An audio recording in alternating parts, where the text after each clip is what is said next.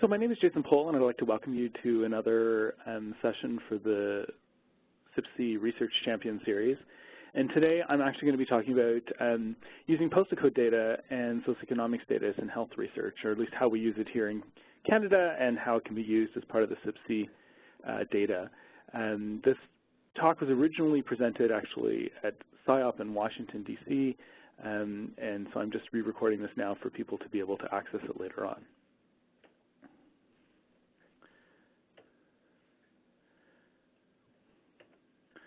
So just what are we going to cover today? Today I'm going to talk a little bit about postal codes in Canada and how they're constructed and how you may be able to use them in terms of health research and what various components of the postal code actually mean. I'm going to talk to you about converting postal codes, or the postal code conversion, into Statistics Canada Geography. I'm going to talk a little bit about the standard geographic classification that Statistics Canada uses, and then I'm going to talk about ways to actually utilize postal codes in research. So basically walk you through the whole process. So now just a little bit about postal codes in Canada. So postal codes are on many of the health records that we're interested in, and in actual fact, postal codes are ways that we can actually link the health records to various other records, and that's really what we're talking about today. And the Canadian postal codes are really in the form of alphanumeric, alphanumeric, alphanumeric. And the first three characters, the alphanumeric alpha, is called the FSA, or the forward sortation area. And the second three characters, and the NAN part, is called the local delivery unit. And they're more or less exactly what they sound like. The forward sortation area is when an item gets mailed in the Canada Post. Canada Post looks at the first three digits of the postal code and says, I need to send this to this location. And there's a giant clearing center associated with every forward sortation area. And then once it gets to the clearing center then looks at the last three digits of the postal code, or the local delivery unit, and then it is able to then sort the mail according to the local delivery unit, or basically who will actually deliver your mail to that location. And the idea here is that you can really translate these postal codes into census geography, which we're going to talk about at the end of this. So as I said, the forward sortation area is designed so that you can actually look at various components of this and what it actually means. But the first character, actually, of the forward sortation area is a letter that identifies the province or territory. And so across Canada, not all letters, obviously, in the alphabet are used, and in some provinces, they use more than one letter. So in Ontario, for example, there's M postal codes and N postal codes, amongst others, K postal codes. But in some provinces, like Nova Scotia, for example, every postal code begins with a letter B. So that first letter of the postal code really tells you what province the mail is going to go to. The second character is really a number that identifies whether the postal code is in reference to an urban area or a rural area. So if the second digit of the postal code is equal to 0, then it's telling you that actually it's a rural-based postal code. And we'll talk about what that means a little bit later on in terms of specifically for postal codes. But if it's anything other than 0, so a character from, or a letter actually, a number from 1 to 9, the number is telling you that it's actually an urban postal code. And the third character actually identifies a much more precise geographic district. So it actually specifies the specific rural region, or maybe the entire medium-sized city, or a section of a particular major metropolitan like Vancouver. So there's actually a fair bit of information that's actually contained in this first three digits of the postal code. And then, of course, the last three digits of the postal code, or the local delivery unit, really can specify a number of things. The local delivery unit can, in fact, specify a block face, so one side of a street between two intersections, which is standardly what the local delivery unit stands for. So when you're, shopping at IKEA and they ask for your postal code at the end and you give them the full 6-digit postal code, they can tell you where you live within a block face generally. They can tell you within a few houses actually which house is yours. So it's actually quite revealing information, and hence why it's often protected as part of the privacy legislation. The second thing that the local delivery unit could tell you is that it maybe belongs to a single community mailbox. So those are those mailboxes that are at the beginning of a subdivision, for example, and so where multiple basically postal boxes are sort of amalgamated to try and ease delivery to individual mailing addresses. The other is that it could actually reference a single apartment building. So in many urban areas, it could reference a single apartment buildings. And in actual fact, even within some large apartment buildings, it could actually reference certain floors within an apartment building. So some buildings will actually have multiple postal codes depending on the size of the floors, actually it's the volume of mail that defines this. So all of these postal codes are actually really designed to help Canada Post deliver the mail more efficiently, if you will. And so it's really designed on the volume of mail. So how much mail can a local delivery person actually carry at any one time? And so if, in an apartment building, if someone was running a small business, for example, out of an apartment, and they had a mail order business that was receiving a lot of mail, then in actual fact, Canada Post might look at that volume over time and decide that they should actually assign their own individual postal code to that location. So in fact, a single floor may get its own postal code based on the fact that someone has a lot of volume of mail coming to that floor. The next is that the local delivery unit could actually specify a business building. Again, it's all based on mail, the amount of mail delivery that's happening there. For every federal government department, agency, or branch, they do get their own postal code, so they get an individual local delivery unit, regardless of actually where the mail is physically delivered. And that local delivery unit just tells them that all that mail belongs to that federal government department, agency, or branch. And then it could also specify a mail delivery route. So it could be a rural route or a suburban route or even a mobile delivery unit. It can also specify general delivery at a specific post office. So in some post offices, you're allowed to have general delivery to those post offices, and then you subsequently go in and pick up your mail, and the local delivery unit would specify that. And likewise, the local delivery unit could also specify one or most post boxes at some location. So there's actually a fair bit of information that's contained actually also in the local delivery unit. So a little bit about Geocodes PCCs. And Geocodes PCCs is really about trying to translate the postal codes into some sort of census geography so that we can make sense of this. So we have a health record that has a postal code attached to it. How do we basically translate that into census geography? And well, there's this automated software called Geocodes PCCs, and it really takes the postal codes and converts it into census geography. And there's a number of things that the PCCs Plus, Geocodes PCCs Plus does over and above, say, a direct one-to-one linkage with the PCCs. So the postal code conversion file is available, but the software actually gives you a few added bonuses, and we're going to talk about what that software does. The first thing that it does is that it uses population weights to distribute the postal codes or quote-unquote health records that contain these postal codes that serve more than one dissemination area. So a dissemination area is the smallest unit of census geography, and we're going to talk about census geography a little bit later in this talk. But basically, it uses population weights and says, well, if you have these health records and they have this postal code on it, this health record, this individual with this postal code could actually live in this DA, DA1, or it could live in a different DA, DA2. And the fact is how does it decide which DA to assign it to? Well, the system actually says it looks at the population distribution of those DAs and says what's the probability that this postal code comes from DA1 versus DA2, and then assigns it based on that population weight. It also tells you that some postal codes are used by businesses or post offices, and so it takes this into account when it's assigning the census geography, and in fact will give you warnings associated with the fact that this health record has been associated with a postal box or a business address. And in some cases, the post office or business address may be quite reasonable in terms of where it is. And there are sometimes mixed residential, business and residential addresses. Generally, Canada Post tries to separate those things, but sometimes it doesn't quite work out that way. Excuse me. The other thing is that some people may actually use their business address on their health record. And so, in fact, you may not know, in fact, that it's not a residential postal code. The other is that the Geocodes PCCs does take care of all vintage postal codes. So postal codes do get retired from time to time and new postal codes get created. And so the Geocodes PCCs takes care of these vintage postal codes. And you can actually, as part of the system when you're running it, you can actually tell it the year, for example, maybe this health record was generated, and it will use that postal code to assign it to the correct census geography.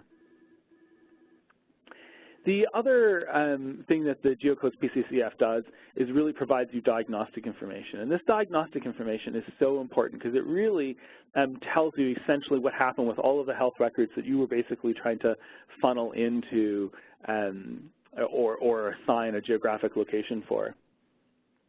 So it creates a problem file, which I will show you in a second. But this problem file really denotes any issues that may come up associated with using these postal codes. And it gives you a really good sense of actually how your postal codes have been assigned to various geographic levels. And the other is that it does actually provide some imputation.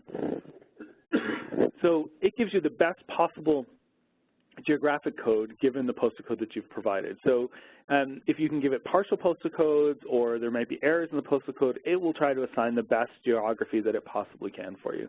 And so this automated system really can save you a lot of time over just one-to-one matching with the geocode or directly with the PCCF. Of course, it does come with some limitations, and we're going to talk about those now. So one of the limitations is around the use of rural postal codes. So approximately 25% of the population in Canada is covered by rural postal codes, and they really are non-specific. So the rural postal codes really speak to a very wide geographic region, and this really leads the Geocodes PCCF system to randomly misclassify the dissemination area and whatever information, of course, that you associate with that dissemination area, socioeconomic status or other things that you might associate with it, in a random fashion. So it really lowers the measure of association in rural areas. So the key point here to know is that when you use Geocodes PCCF and you have a lot of postal codes that are from rural areas, you have to understand that this is effect modification and not confounding. So if you do have a lot of this, or if you want to check this, one of the best ways to look at this is to take your analysis and stratify by rurality to see whether the relationships you see in the rural areas are the same as in the urban areas to make sure that, in fact, there is no difference in the effect that you're looking at.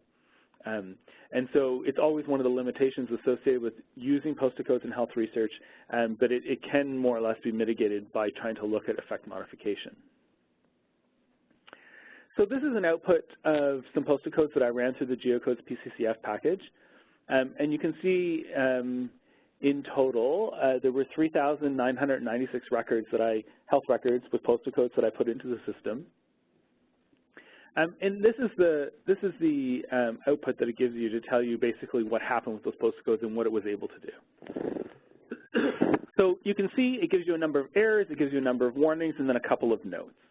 And the errors are probably of more interest, if you will, than the warnings, but we'll talk through a bunch of them.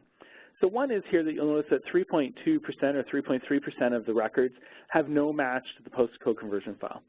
So this tells you, in fact, that the postal code that you gave may not actually be a postal code. There was no reference to a postal code that it could find in the system. And sometimes this occurs with postal codes being entered funny, or sometimes it's a zip code that gets entered because they give you an American address and a large data file. So we would expect this in some ways. In a relatively small file, you may be able to go and look at those records individually and try to manually correct them. And then you can rerun it through Geocodes PCCF. The second error here, error 1, is it's linked to post office geography. So this is telling you that the postal code that you gave actually does reference a post office. And of course, that post office may not be the actual location of where someone lives. And so it's basically asking you here, for these records, you may actually want to try and code if you have more residential information available. Sometimes you don't, in which case you just have to live with it. Sometimes you may have more residential information, and you could try and get a better postal code or a better geographic location for these individuals. The next few from problem codes 2 to 5 are warnings. And the warnings really are just asking you whether these are legitimate addresses, residential addresses. So they could be, but it's just suggesting that it might not be. So each postal code in the background does have some additional information that's associated with it that you don't see, that Canada Post actually assigns to it. And that is used by the system to look at these things. And so it knows whether this postal code is really considered non-residential by Canada Post, or whether it's a business building or a commercial institution. And so using that information, it's really just asking us whether, in fact, you want to consider this a legitimate business address or a legitimate residential address. You'll notice here for problem 4, it says it's commercial institutional. And you'll notice here that 6% of the records actually fall into this category. And that might not be unusual depending on the data file that you're using. So if you have people who are living in an institution, so a long-term care facility, for example, or a rehab hospital for long periods of time, and it becomes their actual residence for a period of time, it may be very legitimate, in fact, that you have these postal codes. The next warning is really telling you that it's a retired postal code, and that you may want to just check this. It will provide information for you on the best geographic locator it has for this, but it does warn you that it's actually a retired postal code and not current. So if your records are more current and you think they're essentially all legitimate addresses as they currently stand, you might want to consider thinking about that. If your data comes from a historical cohort, this may not be a problem at all. So notes for problem 6 and 7 basically are notes to tell you exactly what Geocodes PCCF has done for you. And this is telling you, in fact, that there were multiple matches here and that there was some distribution done by population weights or other information that the Geocodes PCCF does.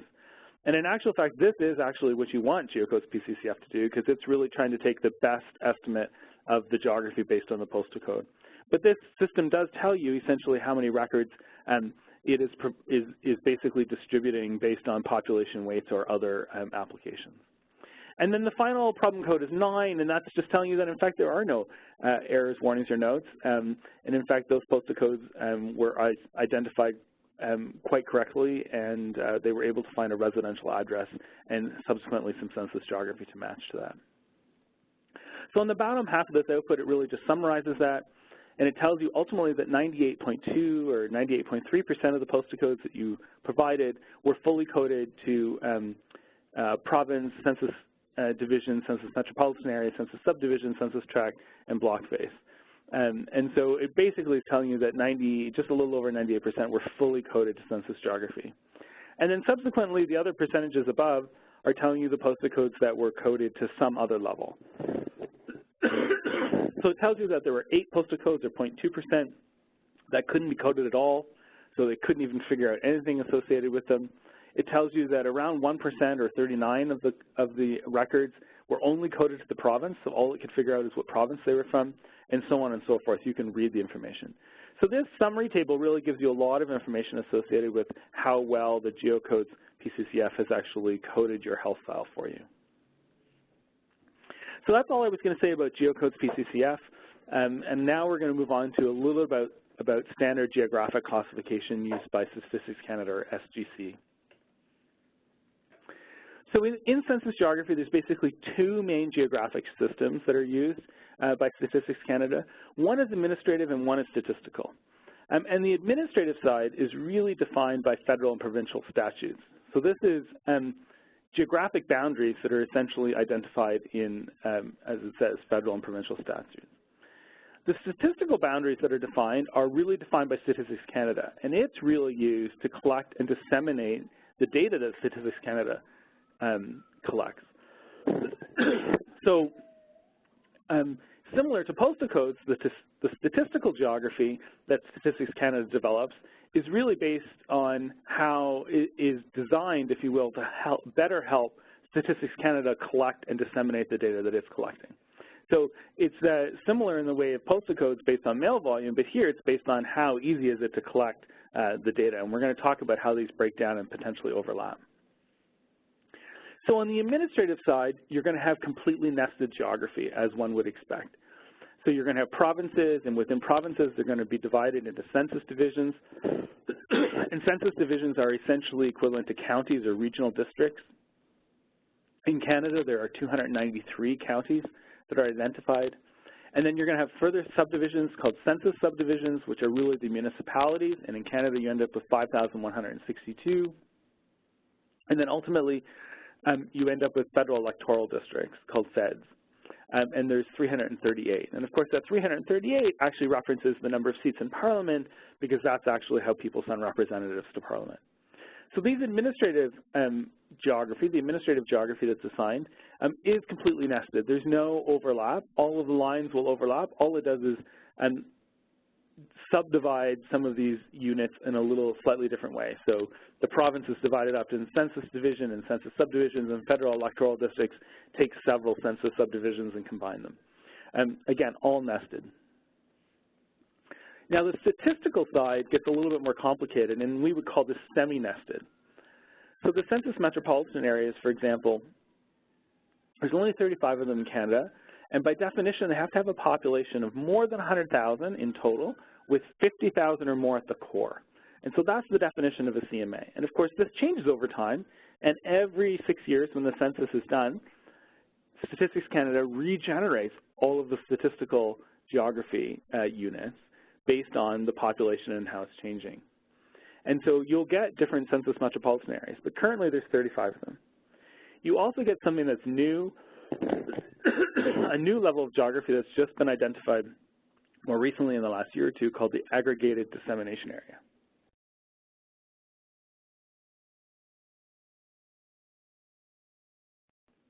The aggregated dissemination area is really for populations that are slightly larger than 5,000.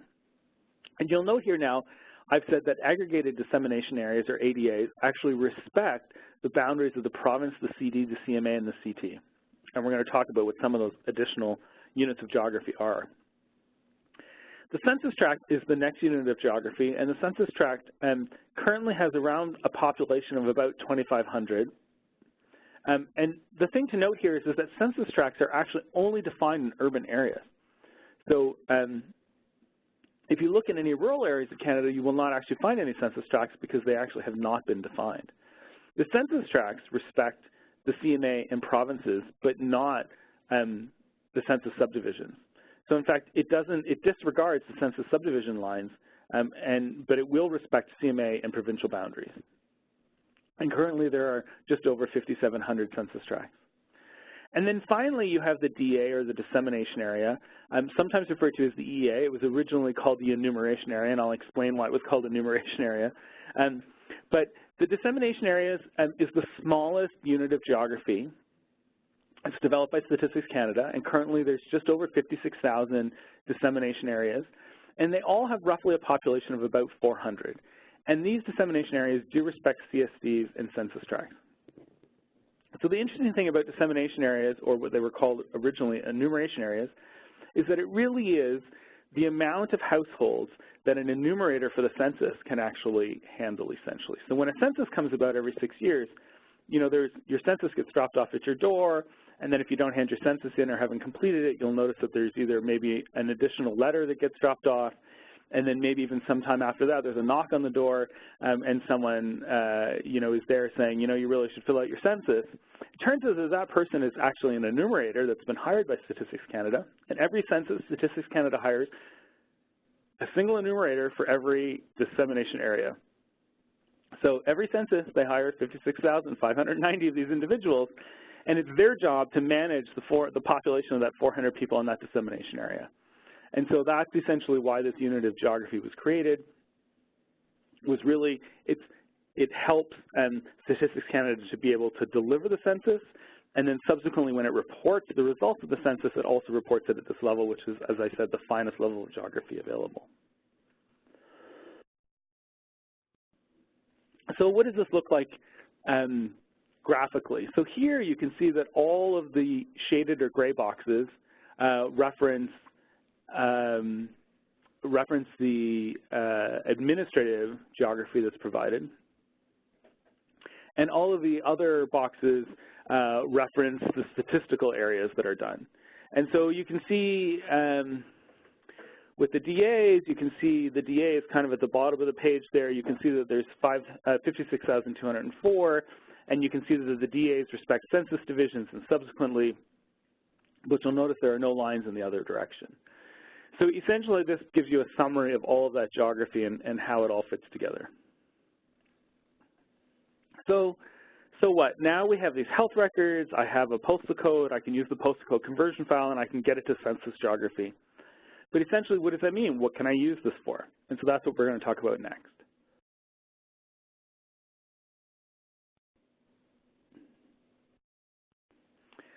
So what can you do with this information now that it's done? So now I've converted my health file, I've run it through Geocodes PCCF, and I now have Census Geography attached to it. And hopefully I have dissemination area attached to most of my records.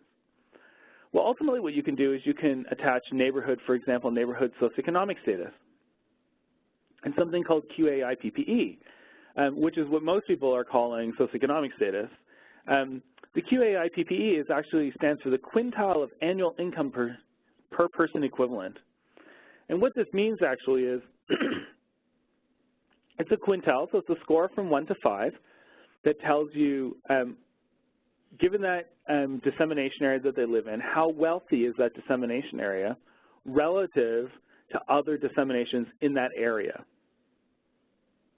And then it's also adjusted per person equivalent because this socioeconomic status measure knows that if you have more people living in the household, you're going to need more money, but it's not linear. So, you know, if you have one person living in the household, you might need X number of dollars to be considered at this particular level of socioeconomic status. But if you have 2 people living in the household, you're not going to need double that money. You're going to need more money, but not double, and so on and so forth as you go up in terms of household size. So it's been adjusted for per person equivalent. And all of this information essentially is generated from the census that's done every 6 years. The other thing that you could do to look at socioeconomic status is actually look at something called CanMarge. And CanMarge is a marginalization index that was developed by some researchers in Toronto. And it uses various other aspects of the census information that's collected for each dissemination area and basically creates an aggregate score that looks at the size of the households along with the education and languages spoken and a variety of other socioeconomic indicators and basically combines them into one single indicator. It is actually also subdivided into multiple components. So depending on what you're after, you may actually just want a socioeconomic status or an income-based socioeconomic status measure, or you may want a slightly more sophisticated measure, in which case you might want to move to something like CanMarge. CanMarge is available online and is freely available. So once you've converted your health records to Census Geography, you'll be able to do a one-to-one match based on dissemination area. The other thing that you can do once you've calculated, well, actually, sorry, here. So this is the quintile of annual income per person equivalent, which I've already sort of discussed based on this, and it's adjusted for household size. So this is the CanMarge that I was talking about. So CanMarge was designed by Flora Matheson, as I said, here in Toronto. And it really goes through and measures a number of things, but it's all based on Census Geography. And it uses actually 18 of health and behavioral problems associated with each of the census dissemination areas to basically create a tool to basically provide a broader spectrum for socioeconomic status measure rather than just income. So it also calculates 4 submeasures, which may be of interest.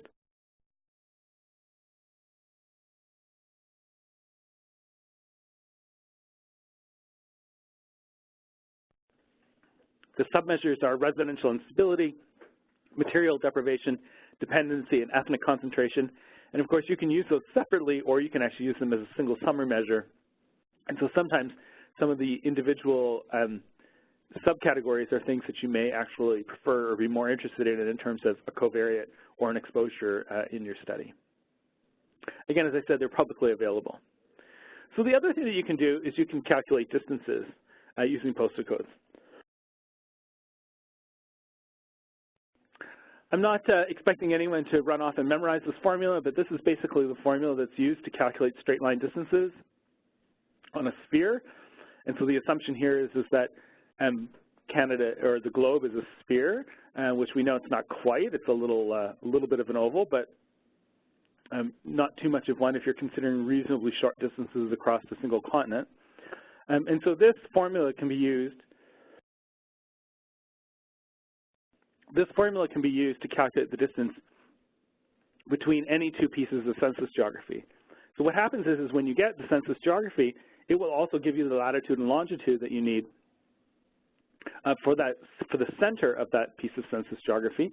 So in a dissemination area, it's, 400 persons or so, which maybe translates into somewhere around 150 to 200 households. And so in the centroid of that dissemination area will be the Latin long that's given for you, and then you can actually calculate the drive time from the center of that dissemination area to, say, a hospital's dissemination area. So you could figure out where a hospital is located with Latin long and then be able to calculate the travel time, or the distance, not the travel time, between those two things.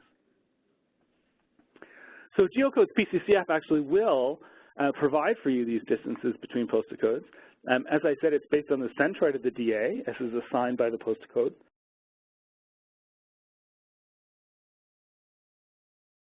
There are some limitations with using this. The distance is not that accurate, as I've already described, in the sense that it's based on the center of the centroid. It is not based on drive times, but sometimes it can be reasonable in terms of the distance when you're looking at some health questions. So, the difference for, in Ontario, for children with cancer who are traveling to sick kids and have to, travel 600 or 700 kilometers from the north down to sick kids, as opposed to someone who lives in Mississauga and only has to travel 15 kilometers. The relative nature of those things, it's actually very good at being able to differentiate. But of course, if you were looking for a very accurate distance, this is not the way to do it. And of course, the issue around urban versus rural still exists here and can often be magnified because rural postal codes are so large. They take up such a large geographic unit, and of course, the latitude and longitude that's associated with that rural postal code is going to be the center of that dissemination area that's associated with that rural area. Or the Geocodes PCCF is going to distribute your health record based on that postal code to where the population centers are based on the population distribution. So you can end up with some errors associated with this when you're using a lot of rural postal codes, something to keep in mind if you're using this. So as I said, it also doesn't take into account drive times. And so there are more sophisticated ways, and I think there's a previous talk actually already been given as part of the cyp-c Champion Series that's looked at geographic information systems. And using geographic information systems, you can certainly